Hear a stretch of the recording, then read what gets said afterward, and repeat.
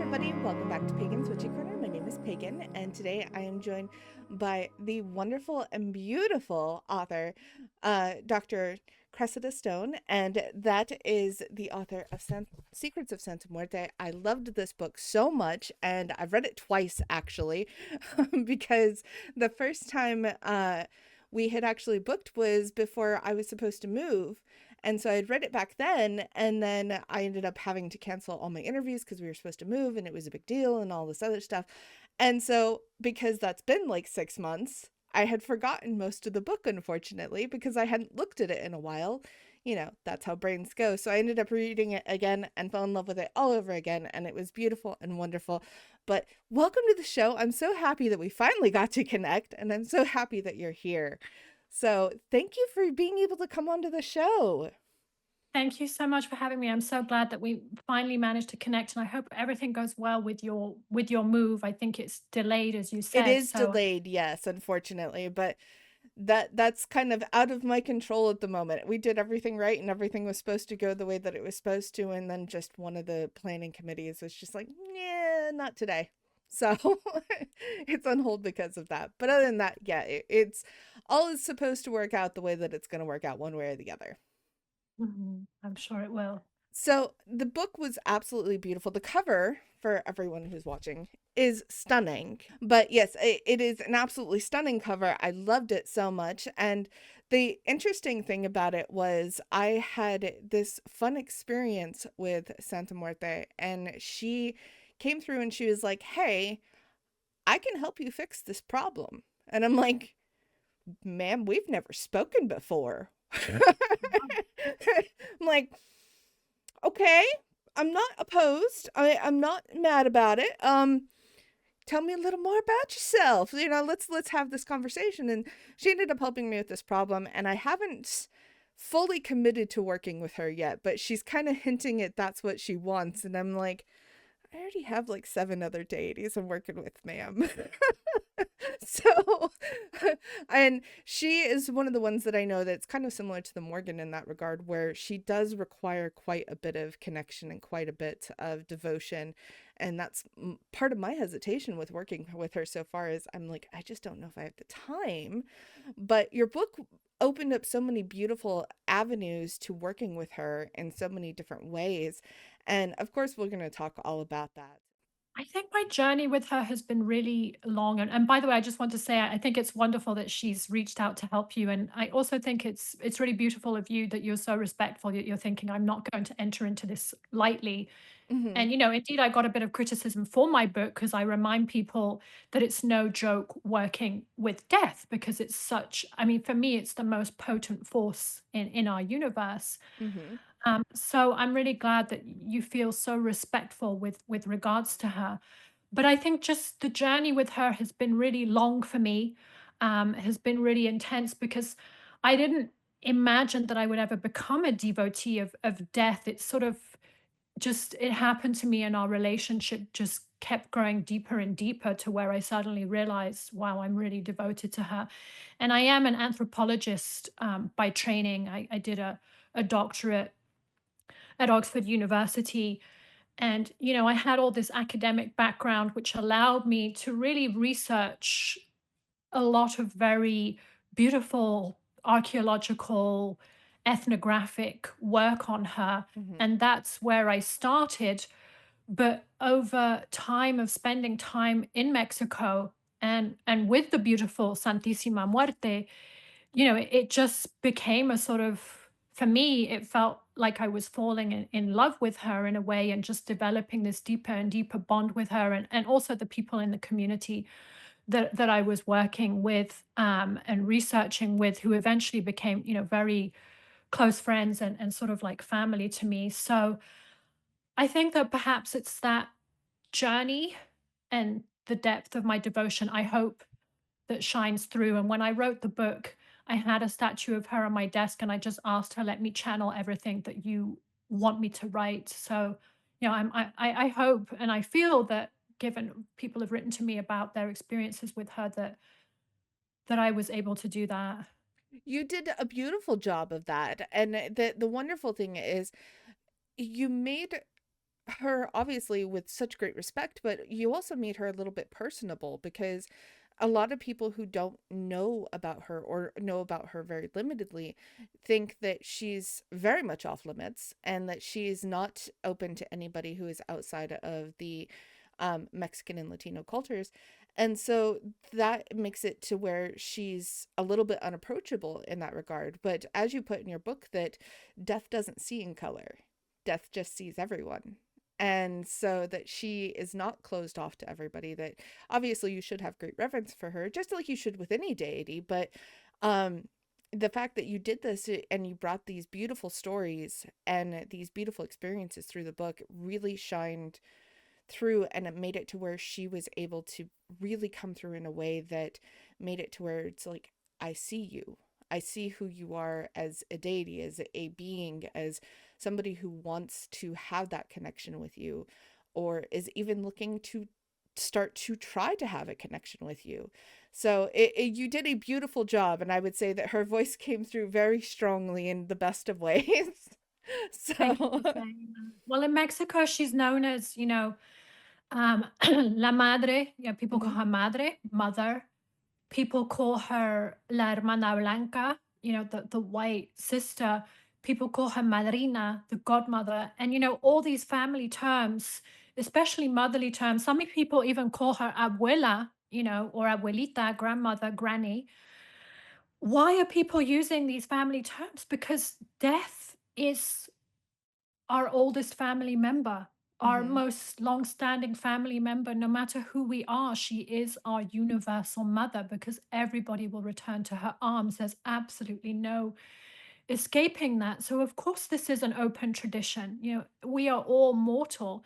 And I think the people trying to close off this tradition have not understood the message of Santa Muerte, which is we are all walking skeletons. We are all in every moment, dancing with death, dancing on this tightrope of life and death. But of course, Santa Muerte is also life.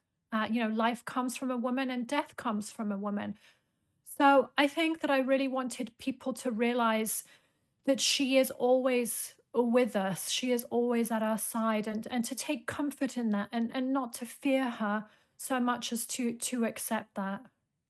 And you did such a wonderful job with that. And the great thing that I loved was that you highlighted so many different avenues of how she is obviously treated in, especially Mexican culture and the world of Mexico and all of that. And I loved how basically in your research, you talked about how you were able to work with so many different individuals from different walks of life and different career avenues. I will say that loosely because if you want to know what that means, read the book. You'll understand completely. But it's wonderful because you were able to really highlight that she works with everyone. She touches everybody in their wonderful lives. And obviously she's not like an actual Catholic saint, which I do want to kind of get into, especially for those who are unfamiliar with her. So when you're talking about Santa Muerte, she's a saint, but she's an unofficial saint. So how would you kind of go about introducing her in that regard and saying she's not officially tied to any church in that regard? She's what we call a folk saint, so a saint of the people. There are hundreds and thousands, tens and thousands of Catholic saints. Of course, a lot of them lived, many hundreds of years ago, and we can't really relate to them. And they just feel very foreign to us, and they had lives that were completely dissimilar to our own. And this is especially the case in Mexico.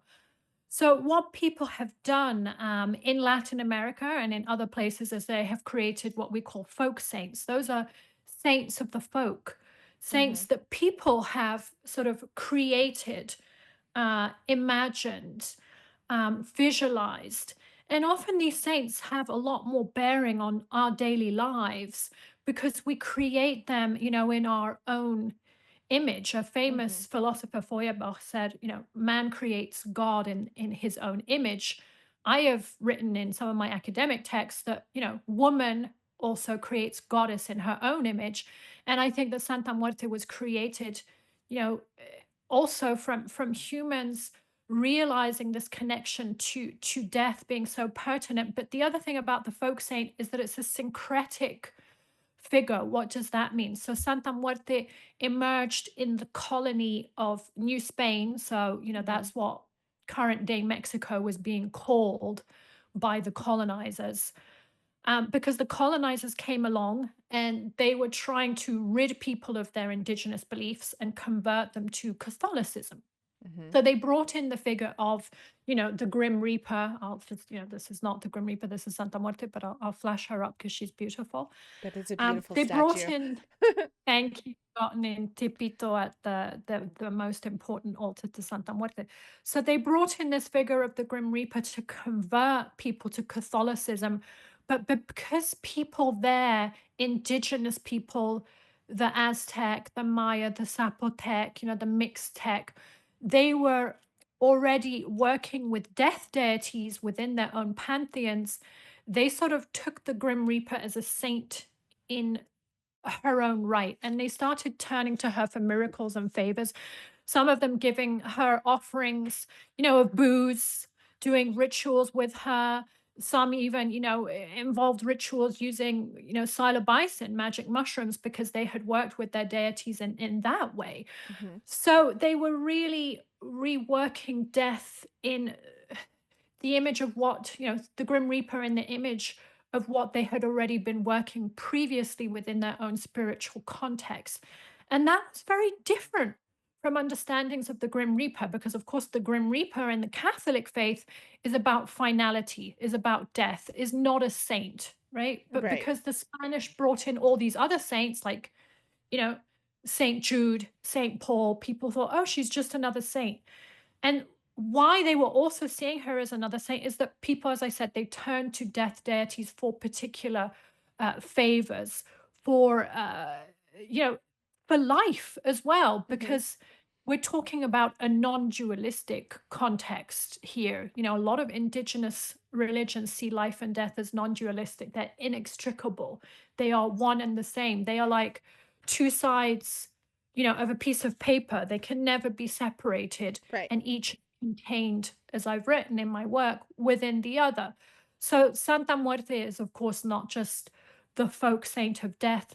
She is both life and death. And that's why devotees turn to her, not just to bring death to their enemies, which of course we can do. We can hex people, Hmm. and we can sort of try to take things away from people, or even to, start anew for ourselves. So we're sort of almost asking for the death of something. Say, for example, if you have a toxic habit or a toxic person around you, you can ask for that to be taken away, for the death of that, as it were.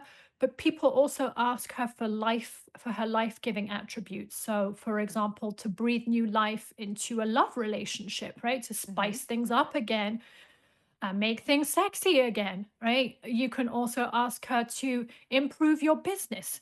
You can ask her to bring life to a barren womb. So here we see that she just has this array of powers, because she's not merely to be understood as death. And, that's the other thing about working with death is that death isn't just a part of, obviously the physicality of dying. Death is also in our everyday lives, whether it be, you know, a job is coming to an end or those kinds of things. They say that, when you have like a tower moment in the tarot, that is a brush with death. And so you're having something that is dying in your wake. And so working with death deities, like Santa Muerte, is very much that understanding that you're not dying in the physical sense, but you're letting something go and moving into a new part of life. And that's the beauty of working with death and being a death worker, and understanding that it's not just about the dead or working with the dead or even, those kinds of things. It's also working about with all the aspects of life and breathing goodness back into those things. And all the different ways that Santa Muerte does try to come through, and you highlight so many of them in your book. And she really does touch every aspect of the world. and it's such a beautiful way that she does it, and all of her different symbolisms and everything else that she uses to show herself in different ways is, I love that it's owls, because one of the ones that I love is the fact that we have an owl that literally perches outside of our bedroom window every single night. And it's just this owl that showed up probably about a year ago, so ago. And I think that was about the time that actually I got your book. And then the owl started appearing, and I'm like, okay, hi, like, welcome in, I guess. So it was a really interesting correlation that I think she's kind of one of those deities that if she really wants to get your attention, she's going to be subtle about it at first and just kind of nudge you into it, because she is intense. She's not for really, I guess, the faint of heart, because she does really bring that very big energy to the game. But she can also be really subtle in the ways to like also not freak you out at the same time. So she's beautiful in that regard. Absolutely. And as you said, she holds the whole world. And that's why we see it. She's carrying the globe here because she Mm-hmm. holds the world in her hands. Everything in the world belongs to her because we all return to death. But as you said, death is also about life and regeneration and transformation. And from destruction, as in the tarot card of the tower, comes creation. Mm-hmm. And, I'm a tarot reader frequently, especially this year, the death card has been coming up for a lot of people. Now, Mm-hmm. as a Santa Muerte devotee, one, I see that as a sign, if someone is a devotee, that Santa Muerte is in their life. But also, while a lot of people fear the death card in tarot, I always see it as a positive sign Mm-hmm. because it means often that something, as you said, is coming to an ending. But when something comes to an end, when one door closes, another will open. Now, death, as I've said before, is not always easy. I mean, there are many different ways to die. I mean, one Mm-hmm. may die peacefully, as my dear granddad did. He died peacefully during his sleep in the night. God bless him, Santa Muerte bless him. And he didn't feel pain, or at least that's what they told me. Mm-hmm. So, death can be very peaceful, and endings in life can be very peaceful, and we may walk away from a situation, unharmed, unhurt, and feel tranquil. But death, and that's why I always remind people that she is a formidable force, death can also be violent and Mm-hmm. painful and upsetting, you know? I mean, death is the person dying peacefully in the night, but it's also the person found stabbed in the alleyway, right? I mean, let's Right. just be frank Yeah. about it. So also these endings can be very painful. For example, I've seen a lot of people going through painful endings this year, and I feel it does have to do, although I'm bringing in sort of another tradition, this kind of year of the snake energy, Mm-hmm. this kind of ending of cycles. There's very much an energy right now of ending of cycles. I'm seeing a lot of people having to make difficult decisions. For example, quite a few people I know are dealing with the painful end of relationships. Mm-hmm. Those could be relationships of any kind, but especially also love relationships for some of my clients are ending or fizzling out. And honestly, it can be very difficult to walk away, to let go. It's so easy to stay in the familiar, right? Mm-hmm. It's so easy to stay with somebody, for example, that you've been with forever, even if you know that they're not treating you right. It can be very hard to walk away from that. It can be very hard to walk away from a job where you're desperately unhappy. So letting go, or it can be very hard to walk away from toxic habits that you have to change. It can Mm-hmm. demand incredible strength from us. It can be incredibly painful. You may be going through, I have clients going through medical things that are very difficult as well. Mm-hmm. But I think when we die and reborn, we can be like the phoenix, we can rise from the ashes, and it can be incredibly painful. But when we rise anew, we do feel liberated. And I do find that many devotees have turned to Santa Muerte, including myself, to get that strength to cut ties or with people or situations events, etc., that are painful to them. And that could even be, and I'm talking here about also doing, shadow work, Mm-hmm. dealing with your own trauma, because a lot of us, of course, we carry trauma from childhood, from situations we've experienced, perhaps love relationships where we weren't treated correctly. And often we don't realize that, but Santa Muerte can open our eyes to the baggage that we're carrying and force us to address it. Because if we don't address the patterns, we will keep on going round in a circle again and again. And she will keep on teaching us that we need to learn that lesson, Mm-hmm. and we'll keep on finding ourselves in similar situations with similar people.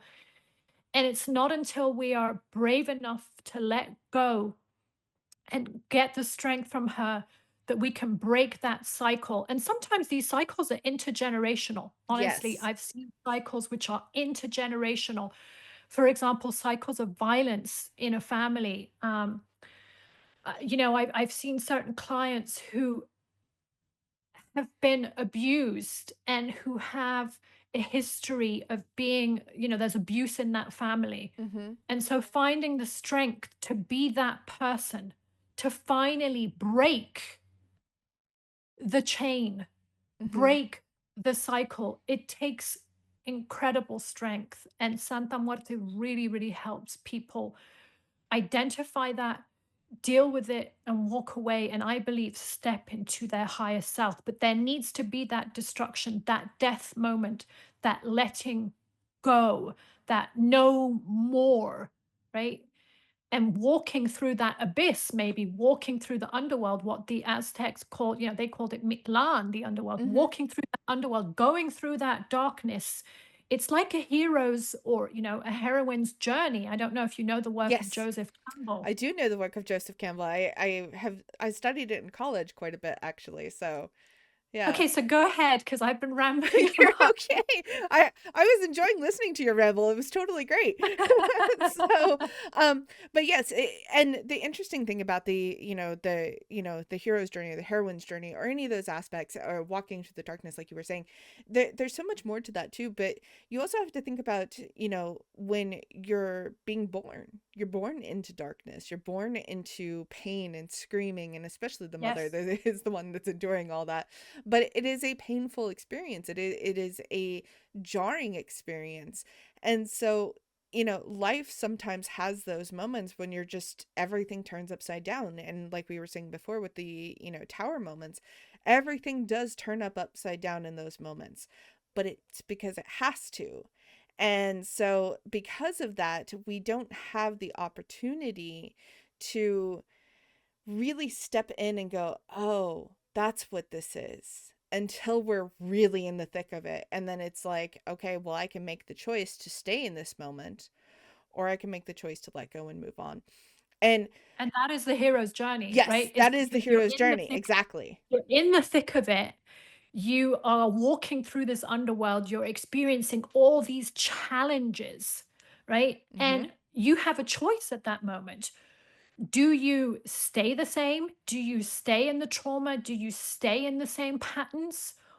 Or do you make this realization? And I think Santa Muerte can really help us make this realization. Do you pick yourself up and take strength and like you said, say, I'm in the thick of it, but I can rise out of this, right? Mm-hmm. Yes, absolutely. And the interesting part that I love too is when it comes to those moments when you're having those rebirth moments and you're having those dark and twisted moments when you're just like, it can't get better. There's no point. You're in that absolute darkness. And you have that moment when you're like, okay, I'm just going to trust in faith here and let go. And then you have that moment where it's almost that spiritual fall and you fall into the abyss, you fall into the darkness, and then someone catches you and suddenly things start picking up and everything starts getting better day by day by day. And it's that moment when you had that faith to just say, I'm enough. I can't do it anymore. I got to let somebody else take the reins for a minute. And it's like, I'm just going to put that on you and hope for the best.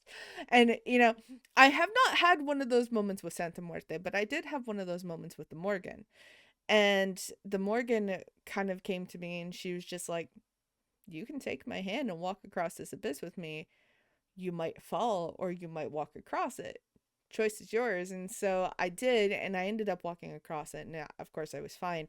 But it was a terrifying experience because you don't realize what's going to happen in that moment. And Mm. so when I had that beautiful spiritual experience, it was like, oh, okay. And then suddenly things started to get better. And she was like, now you understand why I was wanting to work with you. Now you understand why I was calling to you. Now you get it. And it's like, I do. And I'm kind of like, you feel that moment where you're just like, well, I just felt a little dumb for not like letting it click prior to that. But yeah, you have those moments. And big deities, especially like Santa Muerte, the Morgan, and Baba Yaga, and so many others that are those big, powerful, intense deities that, obviously there are folk tales out there that are like, don't make her mad, don't do that. If you do that, you're going to end up paying the price.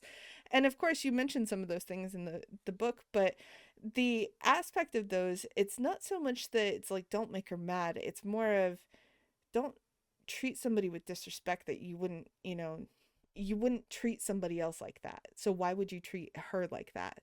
You wouldn't want somebody to treat you like that. So obviously don't treat your deity with that kind of disrespect either.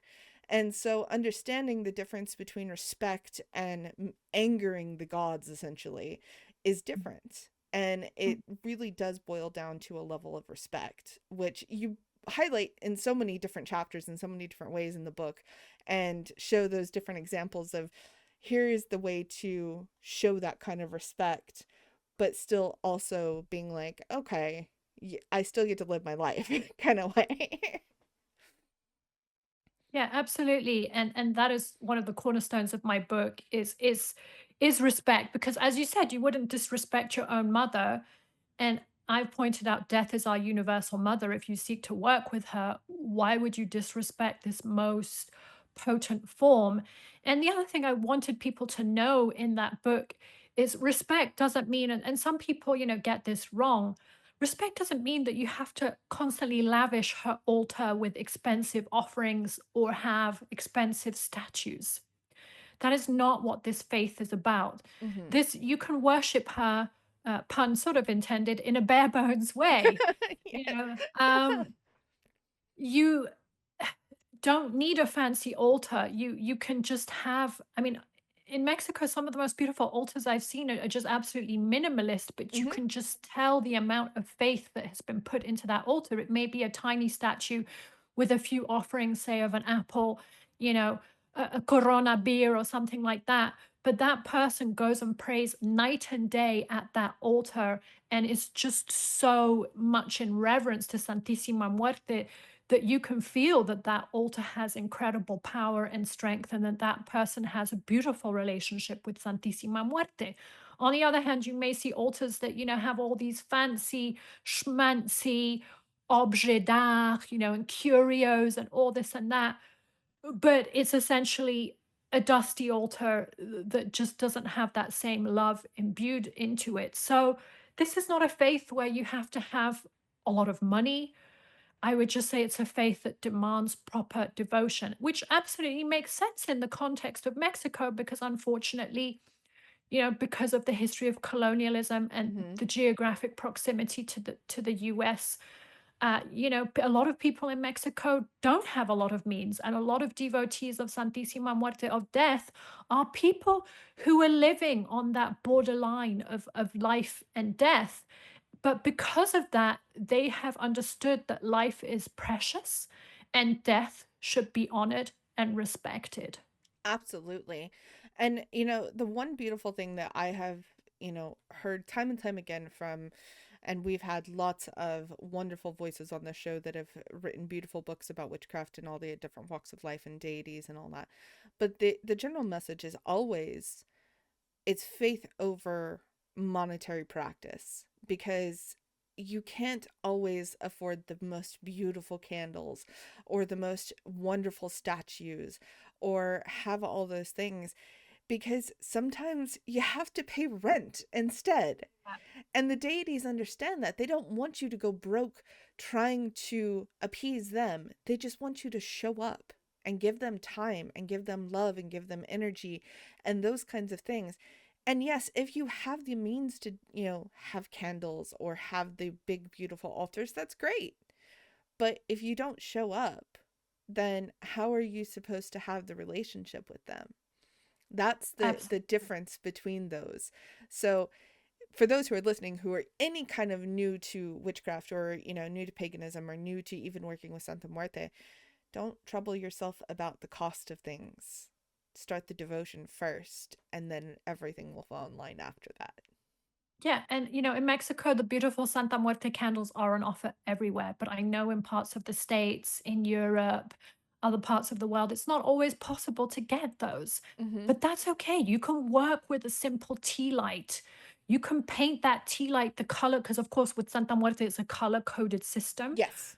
So to imbue those intentions into your work, for example, you might work with red Santa Muerte, red candles for love, right? Black for hexing, white for peace, purple for magic, which is why, purple Santa Muerte is on the cover of my book. Of course. Yes. But you can just be creative with Santa Muerte. And she loves creativity, by the way. Paint your own candles, take a tea light.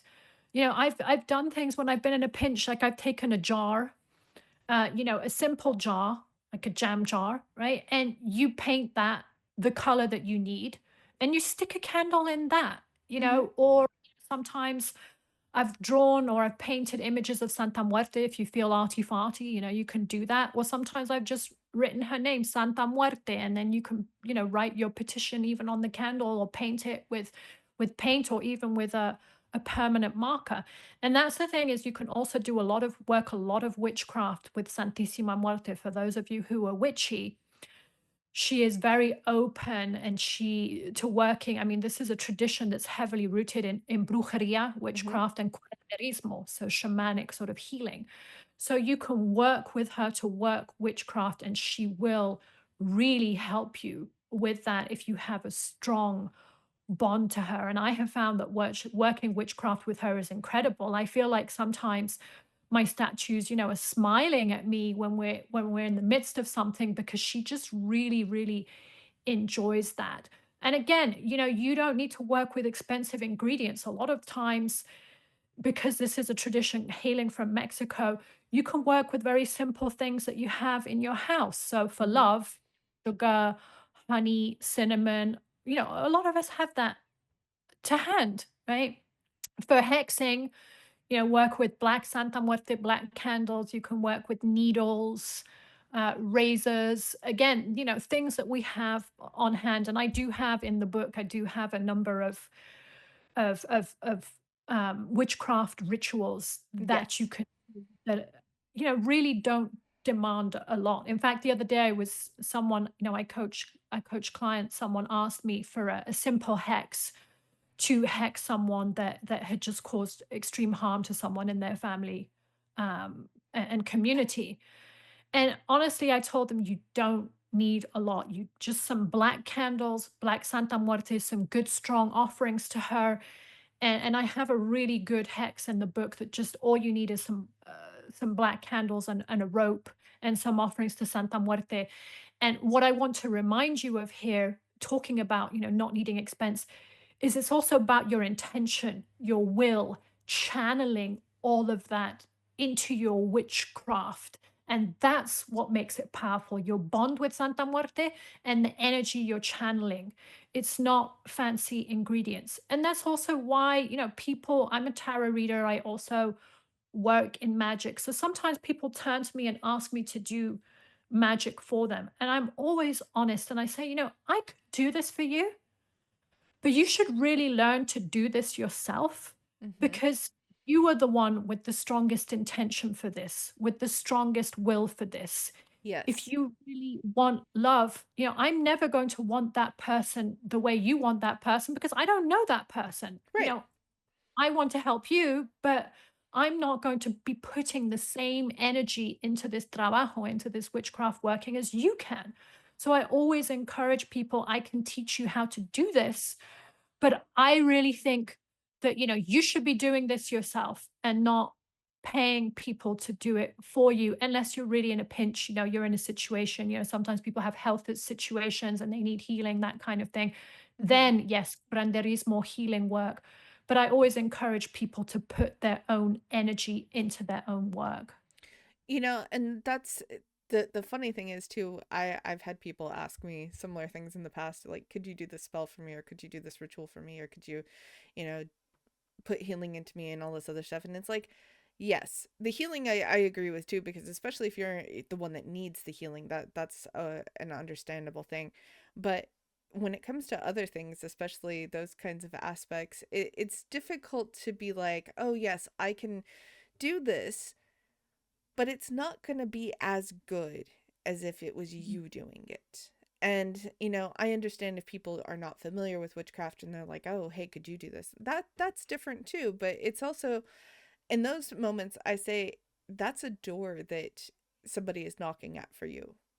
And they're wanting you to open it, because if you're asking for this, there's a curiosity there. There's a call, there's something that is saying, "Hey, you should look into this."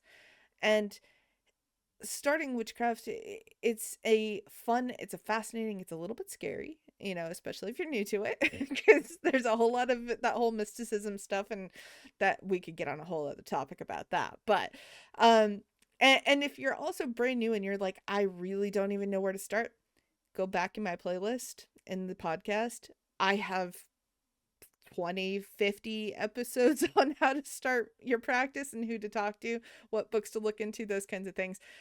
So we won't get deep into that, but if you're interested, that's where you should check out first. But obviously, yeah, look into the different ways to incorporate your practice, and look at different ways to bring your deities into your life instead of it always being stuck at an altar. Because I've noticed, at least with my deities, sometimes the altar is not always the forefront in my mind, but they are the forefront in my mind. So we have different types of practice. I invite my deities to sit down and have coffee with me. I invite them to, take part in cooking dinner with me, and we have, kind of prayer conversations in those moments. Deity work doesn't always have to be entirely in front of the altar. And yes, the altar is a great place for you to put your offerings and to put those reverent moments and do your work. But sometimes deities also just enjoy connection and Mm. just want to be a part of your life and want to spend that time with you. So having those moments is also really good. Do you have moments in your practice that are kind of like that? Absolutely. And sometimes, Santa Muerte just wants me to spend time with her Mm-hmm. literally at the altar. It doesn't have to be in prayer. It doesn't have to be, witchcraft, brujeria. It's just simply spending time with her. And of course, part of my devotion is writing for her. I write Mm-hmm. a lot for her. And I see that. And, honestly, this is a practice where it's sort of, because as I said, death is so varied. There's so many different ways of living and dying in our world. So everybody's practices can be different and be tailored to them. And some people may want to spend time, smoking up blunts with her at their altar, boozing with her and sharing. Of course, always give her her little cup of whatever you're drinking, Mm-hmm. your shot of tequila, whatever it is first. So some people that may be the way of bonding. For some people, it may be, heavy, intense prayer sessions. For me, writing, some people paint for her. So, you really need to just work on your relationship with her in your own terms. And the same is true for divination. You can work tarot with her, you can ask her to imbue your dreams with messages. Mm-hmm. There are just so many different ways of working with her, and she's just open to all of them. But coming back to sort of the witchcraft being personal, I just wanted to touch on something Yeah, else. of course. That's why people also work a lot with their body fluids in Mm-hmm. witchcraft, right? Because it just makes it so personal. So, some people work with urine. Urine's really good for banishing or for establishing boundaries, territories. You know, some people work with, let's call a spade, their sexual juices, right? Mm-hmm. Or those of others for like more sexual work. And the reason why some people work with blood, you know, the reason why you're doing all of this is because witchcraft is so intensely personal, right? They Yes. say the personal is political. And in a way, witchcraft, you know, is a politics of your life, right? Mm-hmm. And kind of managing power as well and seeking control over certain aspects of your life. So who best to take that power and control over your life, of course, apart from working with Santa Muerte, but yourself, right? Because you're the Exactly. only one who truly knows what you want and where you want to be powerful and take back the reins in your life, or perhaps even influence the lives of others that you love. Because I always say, and I've written this, that witchcraft and prayer is also a labor of love. We often pray not just for ourselves, I should hope, but also for others that we love and that we care for, you know, and whose well-being we are concerned about. Yes, absolutely. And I love that when it comes to the different working with deities in different ways, some of those ways can be non-traditional. Your connection can be non-traditional. I am an avid video gamer, for example. And so I invite my deities to come play video games with me, Uh, which is unusual in some aspects. But the interesting thing about it is when Santa Muerte started kind of, knocking at that door for me and started kind of calling, I was doing a playthrough of my favorite Call of Duty campaign, which is Modern Warfare 2. And I love the campaign mainly for the storyline and the banter between the characters. It's one of my favorites. But I had stumbled into a room that I had never stumbled into in part of one of the maps, and there is this gigantic altar to Santa Muerte oh, wow. and took up the entire wall and full of candles and curios and statues and this big beautiful painted mural on the wall, and I'm like, how come I've never noticed this before? And I sat in that room surrounded by enemies outside, of course, but in that room for a moment and just admired the fact that the game creators had taken such time and detail to do something like that, because it's obviously set in Mexico for part of the game, and that they had taken so much time and cultural reference to put that in. But I also thought it was very curious that when she has kind of been nudging to, have these moments with her, that popped up. And I was already inviting several of my deities to play video games with me that day. So I'm like, are you knocking now? Like, is that what's happening here? So it was a really interesting experience. But the fun thing about those is when you have those moments, and it seems unusual because it wouldn't be normal for you to kind of notice those things. And it seems like it's just kind of too good to be true kind of moments. And it's very much tied to those deities. Those are the moments when I would say, pay attention because Mhm. something's probably happening there. And I look back on that quite a bit now, and I'm like, I think she was knocking that day and I just wasn't really paying attention like I should have been. And as I said at the beginning too, like I very much am in the consideration phase of working with Santa Muerte. It's not that I don't want to, I want to make sure I have the time to devote to her, because obviously as humans we are busy. We have a lot going on in our lives. We have a lot of things happening. If you have kids and families and dogs and cats and lizards like we all do at my house, it's a lot. So making sure that you have the time for your deities before you agree to them. And don't get me wrong, you can work with as many deities as you feel comfortable and they feel comfortable working with you, because it should always be consent on both sides of the fence. Yeah. um but also make sure that you have the time to devote to them before you say yes, because if you don't, and they're wanting to work with you and they're wanting to do those things, it's not making, saying yes to them, be like, yeah, I can totally do this. It's like you committing to go on a date with somebody and not showing up. Mm. And so you Mm. want to make sure you're not doing that. And so that's my whole thing with Santa Muerte, is it's not that I don't want to. I do. I'm very curious and I very much think that we would have a very beneficial relationship with each other. It's just I want to make sure that my schedule allows the time for her. And I think that goes forward with anybody who's curious about Santa Muerte, because she is definitely a deity that will ask for time for sure. She will, and you need to be committed to keeping your altar clean. But she's also very giving and a very fast worker. Like I've had her just send me, I've asked her for things, and I've had some moments of the soul with her at my altar and said, "Look, right now, I really need you to send me a sign. I really need to know that you're on my side. I really need to know that, X situation is going to work out." And she will just manifest very quickly.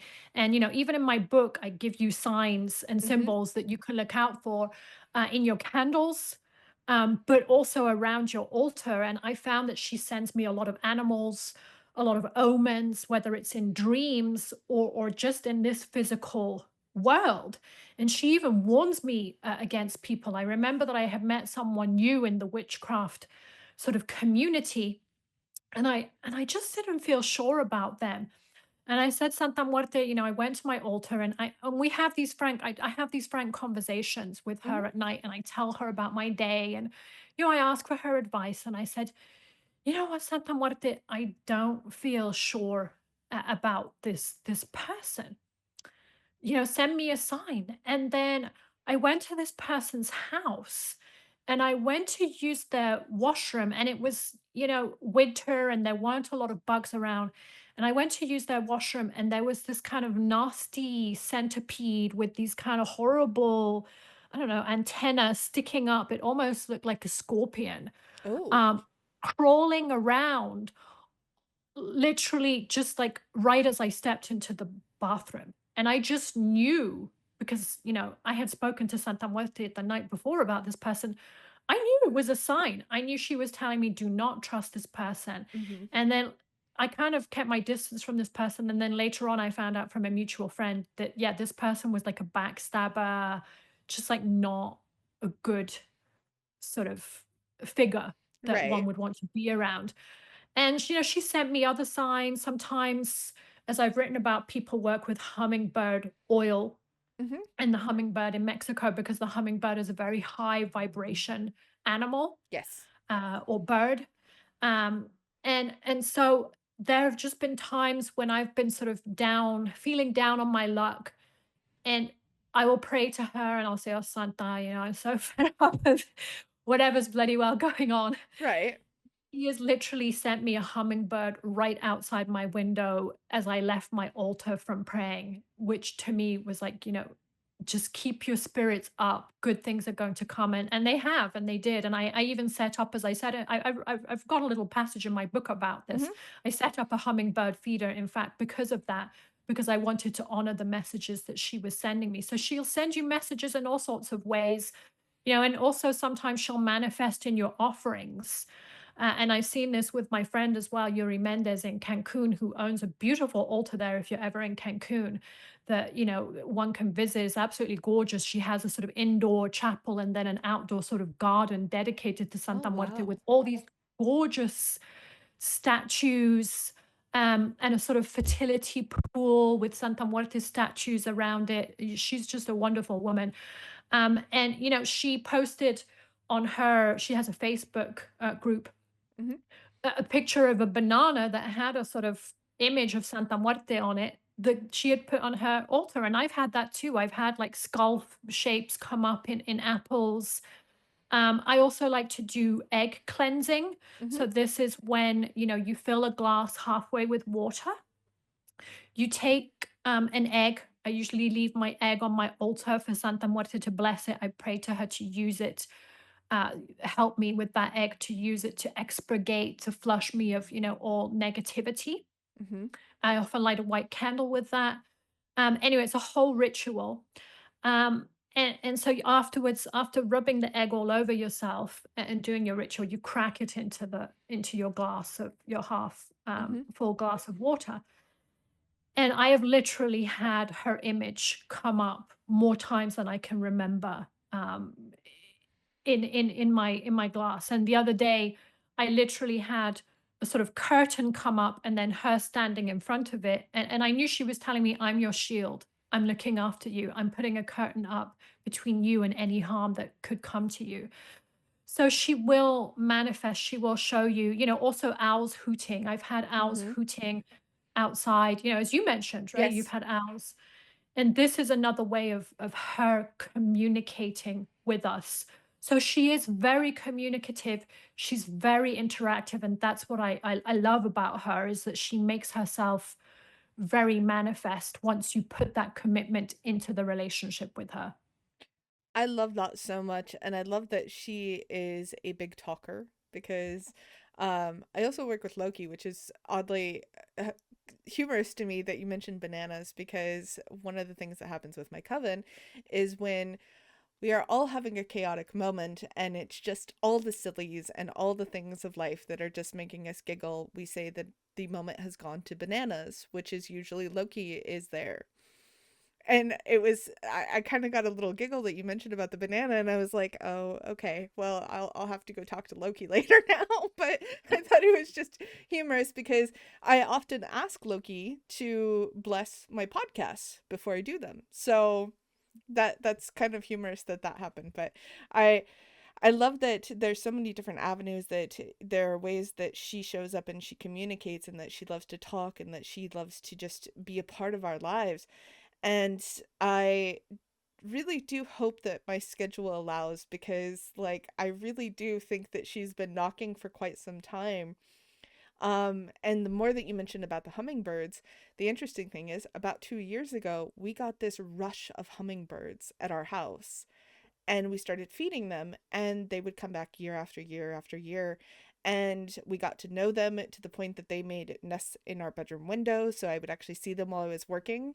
Um, and because my bedroom, my window is right here next to my desk, and so I would get to see them while they were, I was working and all this. And so it's interesting how these kinds of correlations and these synchronicities are happening, and you're talking about them, and they've been mentioned obviously in the book. But um to have those kinds of things come about, it's like, huh, I'm starting to see a pattern here, ma'am. Okay.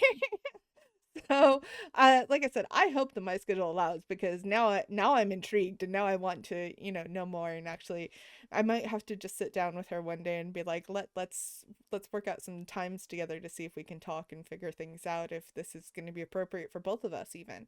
And she might also just be one of those deities that's like, I have temporary times to work with you because I need to help you through something, and then I will go. I've had other deities do that in the past, where they just come in to teach you a lesson, and then that's all they need, and then they move on. So, uh, we're about out of time, but I would like to ask, on what are your final notes to those who are interested in Santa Muerte, and what advice would you give them that, would be a good starting point for them, other than obviously read the book. Everyone, just read the book. Yeah, if you'll allow me a little extra time, I Yes, of just want to course. touch on, so given that you said how Loki is so playful and cheeky, I want to say that Santa Muerte is too, and she has a tremendous sense of humor. And honestly, she is cheeky, she is playful, she has just so many different sides to her. As much as she can be dark and vengeful, she can just be motherly and sweet. She just has so many different aspects to her, which is why Mhm, she has all these different colors. And you will really see that, in these different colors, she manifests very differently and allows you to take on those powers as well. And I've literally been working with her, and I've seen my statues like smile at mhm. me and have these facial expressions. And once I was hexing someone that bloody well did deserve it, and she knew it, and she was on board with me 100%. And as I was doing it, she just gave me this kind of cheeky grin. She's like, yeah, he's gonna get his just desserts. Um, and I just thought, whoa, okay. Um, because this guy had just been harassing a friend of mine, Mhm, and she had turned to me for help, and we were just doing stuff, but it's a whole story. But she's also very protective, and that's another thing, that as you work with her, she literally gives you that side to cut negative people away. She will put up a shield around you. You can ask her to spread her holy mantle over you in protection. She's the very protective mother, that much as she can be vengeful and much as she demands respect, she will just protect you, which I find mhm, is so beautiful, and I find so much reassurance. And she also really protects women. I do want to mention that. Especially, she protects women from abuse and helps us heal any wounds as well that we may have. So, I think that's something really beautiful and unique that I have found working with her. But getting to your question, what should people know about starting off with her? As I said, it doesn't take much. You just need a small altar space. And if you don't have, a table or an area that you can do that to, because I do know some devotees, whose family situations don't allow for that. You can even dedicate a shelf in a closed cupboard if you can't be out in the open. And she is okay with you working in the shadows. I've known devotees who have a little altar hidden in a box or in a suitcase that, Hmm. they keep in a drawer or hidden underneath a bed. And while that might not be ideal, she is fine with that. I know lots of people who have these also as portable altars, people who are on the go, Hmm. who perhaps their job, they're itinerant, and they can't have a full setup all the time. She is fine with all of that, like I said. But the importance is just regular prayer, respect, veneration, and just connecting and forming a bond with her, and remembering that this is not a quid pro quo. I made the mistake when I first started out as an anthropologist that wasn't a devotee per se of death. I made the mistake of thinking, oh, this is a quid pro quo. If I give you this, you're going to give me that. I thought that this was the kind of basis of the relationship that people have with death, but that's absolutely not the case. Santa Muerte, as we've seen, she's got the whole world in her hands. How could you give her anything? She owns everything already.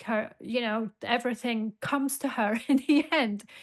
So the giving of offerings is more about bonding. It's about creating respect. It's about a relationship. It's about appreciation. It's about gratitude. It's not a sort of tit for tat Hmm. sort of thing. And I think that people need to understand that. I think the more important thing is, the energy, the devotion, the love, the respect, the care that you're putting into that relationship. Because essentially, it's like any relationship that you have with anyone in your life. If you love that person, if you care for that person, you are going to put energy and care. If you're giving someone roses or chocolates on Valentine's Day, this shouldn't be a bribe for them to get you to do something for them, Right. because you generally have affection and care and love, and you want to demonstrate that to that person. So I would say that that's just really important. And at the basis of my praxis is just daily prayer, daily care, daily devotion and respect. Hmm. I love that so much. And that is just, it's simple. And, the interesting thing about deity work is more often than not, it is simple. It is all about building and fostering those relationships as you would with somebody who's important in your life. And so I think that that's just a beautiful message, and a beautiful message for a beautiful book, for a beautiful author who has written such wonderful words about Santa Muerte. And I hope and do pray that she has been smiling about this entire conversation as we've been sitting here talking and all of that. But everyone who is listening, please go pick up a copy of The Secrets of Santa Muerte. It is a stunning book. It has so much to offer, and it has so many different ways, especially if you're like, I don't know what to say to Santa Muerte. Like, what do I say? There's a whole section, like the second half of the book is all prayers and rituals and all these different ways to communicate, especially if you don't know what to say. Maybe you're somebody who's shy and you're like, I have no idea how to even talk to a normal person. How am I supposed to talk to a deity? Well, it's in the Thank book. you It's already so there for much, you. Pagan. And having said that, and mentioning those prayers, also feel free to ad lib in the prayers. So I've given you a prayer, I think, for absolutely everything but the kitchen sink. I mean, I mean, I think I there's some cooking ones in there, isn't there? Maybe. There's a prayer for absolutely everything, for your protection, protection of children, women's prayer, prayer for love, prayer, to heck someone, prayer for justice. I mean, prayer for a job, prayer for a difficult case, prayer for healing sickness, prayer for healing sickness of someone you love, prayer for healing drug addiction. Hmm. You name it. It's prayer for safe travels. You name it, it's in there. I tried to research and make sure that people had absolutely everything they need. Prayer for leaving an abusive lover. So it's all in there. But, I often give a section purposefully that people should add their own 9 cents or 12 cents or whatever the expression is to that prayer. So I encourage people to personalize that prayer. While those prayers are beautiful templates, it's always good to speak from your heart, Hmm. right? To deities, to speak from the soul. This is when deities really listen. They know when you're speaking from the heart. They know when you're speaking from the soul, especially, if you've been heartbroken for whatever reason or soul smashed by any kind of situation. Add that into the prayer, speak from the heart, tell the deity, be clear. And I'm talking generally, not just with Santissima Muerte, but I obviously do that with Santa Muerte. Hmm. With my prayers, speak to Santa Muerte frankly, honestly, and tell her, what's going on, and add that to your prayer. Even if it's just a couple of words is all you can manage, or you may want to say more. Make sure, I always think it's like cooking, right? If you're a good cook, you're going to do well, say, with a recipe you found in a cookbook or on the internet. But when that recipe really comes alive is when you add your own little personal touch. Yes. It's the same with prayer and with working witchcraft. It's when we imbue things with our personal touch, with our energy, that often they are at their most beautiful, their most powerful, their zenith, right? Yes. And I have said this many times on the show, and I will continue to say it a million times more, especially if you're a longtime listener. You've probably already heard this. Everything that is written in the books that we talk about on the show is always the framework for beginning. It's what Mhm. you do with it after that, and where you are allowing that practice to go from there is when it becomes personal, is when it becomes that, devoted practice. Um, Obviously, the books are a starting place. They are a place for you to figure things out, to figure out what road you're on, to figure out what your practice is, to figure out how to talk to deity or how to talk to spirit or how to work with it or what to do in those scenarios, especially if you're brand new and have no idea what you're doing. Those are the roadmaps. They are the ones to figure it out. But then once you understand the map and you understand kind of what you're doing, then you can go on those, kind of more off the shoot trails or, follow the thicket and see where it takes you, or follow the recipe and then make it your own and do all that. So it's always just these are starting points, and where you go from there is where it really gets to be that personal and amazing, transformative practice. And I'm not saying the beginning stuff isn't transformative, it is. But when you get to bring in that personal tidbit to it, and those tidbits become those your own practices, and you write your own prayers and you do your own things, that's when the relationship goes to a whole nother level. And it's Mhm. really, it's when you have those moments, I can't even begin to describe to you, and I'm sure that you can have your own stories with this as well, but I can't even begin to describe to everyone who's listening when those moments happen. It literally is a transformation that you feel so spiritually that it just rocks you, and you can't even begin to explain it. You can't put it into words because you realize I've hit the deep work here. I've hit those moments when everything is starting to transform into that practice, and it's just amazing. So I encourage you, go forth, do the things, do the witchcraft, practice the prayers, speak to the deities, all the work. And And you trust in them. yes. Trust in them. It's when you take Santa Muerte's bony hand and just trust in her. Because sometimes devotees complain to me, oh, well, she didn't come through on this. Sometimes it's because it wasn't meant to be for you, or sometimes there are just other plans for you, or sometimes it's because you weren't ready for it. Mhm. And also, you remember, as we were talking about earlier, if you're in the abyss, if you're in the underworld with her, you need to be ready to take her hand and emerge from that braver and brighter, valiant and vivified. If you're not ready to put in that work into yourself or into her, you will stay locked, Yes. in that space. And it does take work. I mean, it's like anything in life. And people, don't like to hear me. Certain people don't like to hear me say that. Certain people criticized me, as I was writing the book. I had certain people saying, well, you're making this hard for people. You should make this easier. And I said, well, nothing wonderful in life comes for free and without effort. I mean, if we think of anything that we've achieved in our lives, there has to be some measure of work in it. You know, they Hmm. say there's no such thing as a free lunch. Yeah, occasionally, you might get 10% off at the retail store. And Santa Muerte may give you 10% off, when you're working with her and throw you some freebies, but you still, any witchcraft practice, any pagan practice, it does demand work.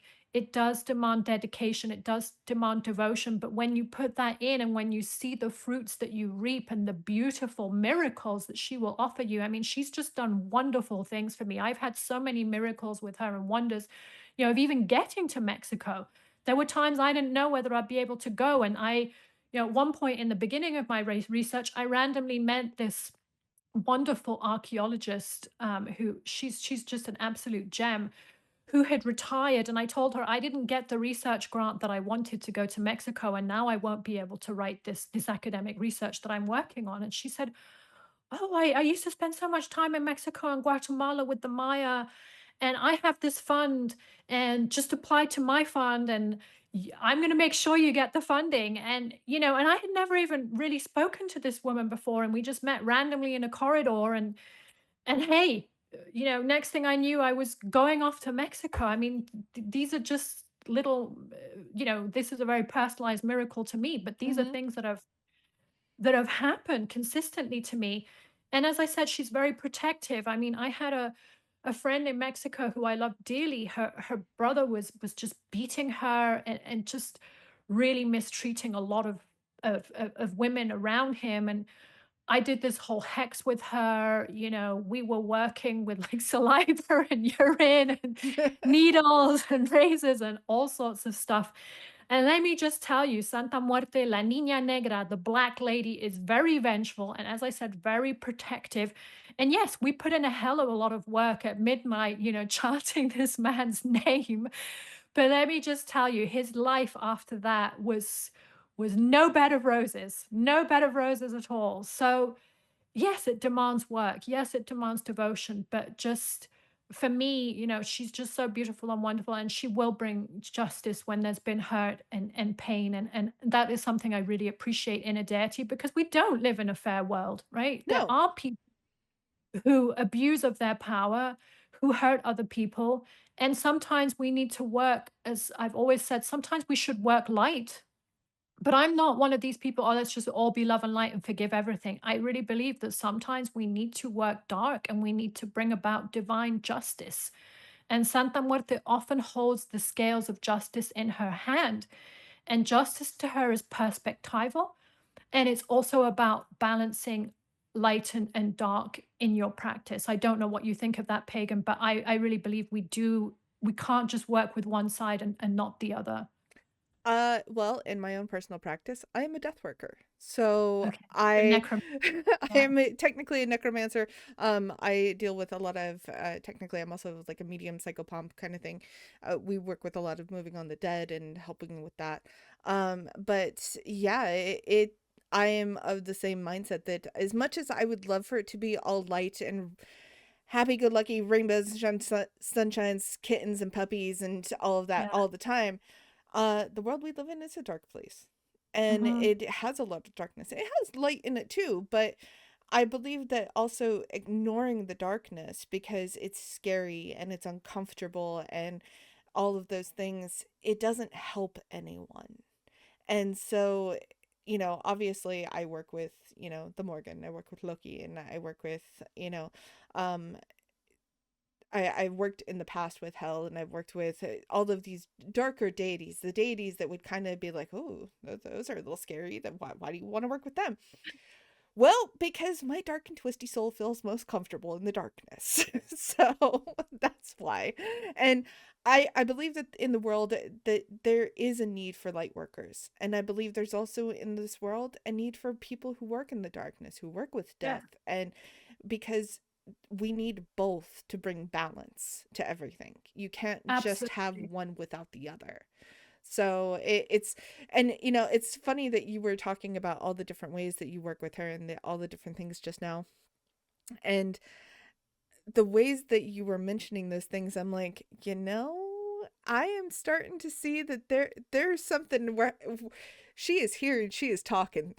So we're having a fun conversation about Santa Muerte, and she is also here, but I love that the fact that she is also willing to help you put in the work. And I will say one kind of final aspect to everyone who's listening, especially if you are new.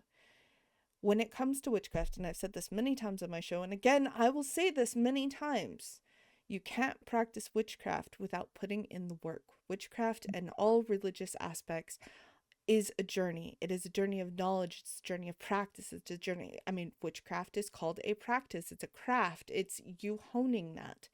You can't just read a book and be like, oh, I'm a witch. Well, you could, sure. But you're not going to get anything out of it. You need to actively do the work. You need to actively put in the energy.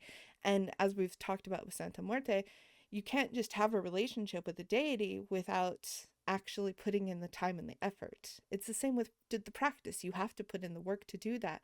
So if you're, saying, oh, well, I prayed to a deity, why didn't they show up and do the thing?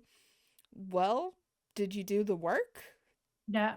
And that's why they call it a working, right? Especially a Yes. witch work, a working, and in Spanish, un trabajo, like it's a work. So Mm-hmm. you have to put in work. But coming back to the darkness thing, I mean, I think the other reason why we have to work sometimes in the dark is that we also have to recognize as beings, we all have our own darkness, our own shadow Yes. side, our own trauma, our own fears, and our own anxieties. And if we don't address that, often we just walk around as very repressed beings. And Santa Muerte will help you to channel, that in positive ways. And as you said, she has so many aspects. I mean, you can work dark, you can work light, you can work mystical, right? In her magical color, that's just about magic, tapping into the psychic astral realms, lucid dreaming. You can do money work with her in her gold form. You can seek justice in her green form.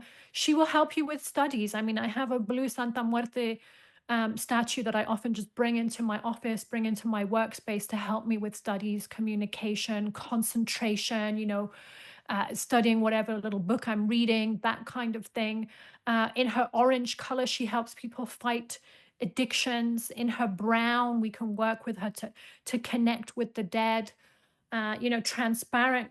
There are transparent statues of her which are beautiful, which are for obtaining transparency, clarity. White obviously for peace, healing, harmony. So as I said, she just and I detail every single color in my book, and there are Yes. more. There's like so many things that you can work with her. But for me, this is a faith where if you are devoted to death, there is something here for everybody, no Yes. matter, what hue of life, what tone of life you are living in, whether you want to be more necromantic, working in the darker aspects, or whether you want to be a little bit more love and light, or whether you just want to really. I mean, I know some people don't ask her for anything. They just want to develop their psychic powers, clairaudiency, be a clairvoyant, that kind of thing. So some people just turn to her for success in business as well. So there's really something, and then there's her beautiful Aztec form, which is for tapping into her more indigenous kind of shamanic trickster type powers. So Mm-hmm. there's something here for everybody, as long as, like you said, you're willing to put in that work. Absolutely. So I will say this because again, we will go down another rabbit hole, I guarantee I it. know. um, but where can everybody find you? And also, like on social media and all that, but also, what are you working on that you would like to tease people about? And what are your classes? Kind of, give us your elevator pitch because obviously everyone should connect with you as well. Oh, I'm not big on elevator pitches, That's okay. it took me a long time. I was even just anonymous as an author. Someone pushed me out of the closet. I had all my skeletons in the closet, and I was in this closet with them. Um, so it was hard for me to sort of become a public persona. I Hmm. am, you can see all my books behind me. I'm happiest being with my Santa, being at altars and chapels in Mexico and around the world, because of course there's lots in the US now and other places. And being with, my Mexican people, with my Santa, or working on my books, reading, writing, researching. That's like my happy space, and doing, my prayers, my brujeria. But I am on social media.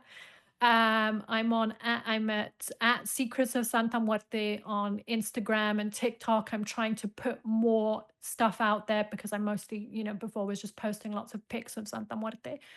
And what am I working on now? Well, I have a lot of stuff that's currently stewing Okay. in my witchcraft cauldron. Some of it is more academic, and some of it will be, more towards, I don't say too much, but the sort of heteropraxy, the diversity of Santa Muerte practices. But also, if people, are looking for tarot readings, I provide that as a service. I do give consultations now, which I used to do for free, but too many people write to me all the time on working with Santa Muerte. I do want to say that when you pay for my services, I do give offerings to Santa Muerte both in Mexico and here. And I also do service work to Santa Muerte. I really believe that service should be done in the name of Santa Muerte, and that's Hmm. something important that devotees should do, is to help other devotees or people facing life death situations. So I do provide free tarot readings for missing and murdered people, especially in a Mexican context, because there are a lot of disappearances. There is a lot of femicide, and this is something I've worked on a lot in the academic field. I mean, not just working with tarot, but writing about Yeah, of course. disappearance and femicide, because I am an academic. So people can reach out to me for that as well. And I do provide, finally, free prayers, because I know not Hmm. everybody could go and buy a book. You can find my book on Amazon or any good bookshop. What are the big names in the US? I can never remember. We've got like Barnes and Noble, Barnes and Amazon, Nobles, yeah. local bookstores, but also Yeah, all here those in, places. But yeah. I was just gonna add to that too. If you're somebody who can't afford a book, check out your local library, request a copy there because obviously they will yes, get a copy, and it also they helps do. support your And some local places libraries. have it already. Some places, I've been told by devotees, even have my book already. And that's why also on my social media, I do post just, I try to regularly post as my service to Hmm. people and to Santa Muerte, just free prayers for people. Sometimes they're just, you can even screenshot them. They're just written out. Sometimes I'm actually reciting them so that you can recite it with me. And I try to put beautiful images of Santa, because I feel that that energy is just very healing for people. That is wonderful. I cannot wait to read what you're going to be putting out there with your academic work as well as your mystical work as well. Whenever those come out, please let me know so that way you can come back and we can obviously talk more about them. But as somebody who is also, a avid researcher of academic text because I love reading them. I love seeing the different perspectives and learning from that. That's part of my witchcraft journey is I like to learn, obviously. And this show is kind of a labor of that love because I get to bring all these beautiful voices on who have done all these beautiful books and get to help teach other people about them. So when those do come out, please let me know because I would love to have you back and I would love to talk about them and catch up obviously and see where your path has taken you and see what else Santa Muerte has in store for you. So I'm excited for you. Thank you. And thank you so much for having me on the show. I really appreciate it. And yeah, it's been a beautiful conversation. It has. So everyone who's listening, please pick up a copy of The Secrets of Santa Muerte. If you can afford a copy, please ask your local library to get one if they don't already have one. And everyone, be kind to yourselves, be kind to each other, and I will see you all next time for another interview. So take care, everyone. Bye bye.